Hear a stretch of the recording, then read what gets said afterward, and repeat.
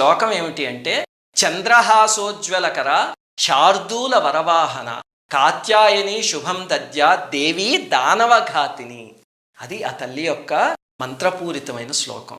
ఇంతకీ ఏం చెప్తున్నారండి ఒక శ్లోకంలో అంటే, ఆ తల్లి చేతిలో చంద్రహాస ఖడ్గం ఉందిట, శార్దూలం మీద కూర్చుని ఉన్నారట.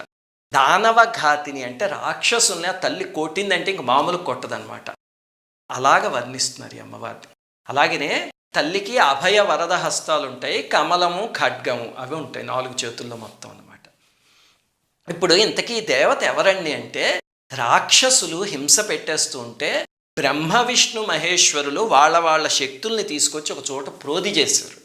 ఈ లోపల కాత్యాయన మహర్షి అని ఒక మహర్షి ఉన్నారు. ఆయన అమ్మవారిని తన కుమార్తె కింద పుట్టించుకోవాలి అని ఎంతగానో తపస్సు చేస్తే ఆ శక్తి వచ్చి కాత్యాయన మహర్షి ఇంట పుట్టింది. పుట్టప్పుడు ఈ అమ్మవారు వెళ్ళి రాక్షస సంహారం చేశారనమాట.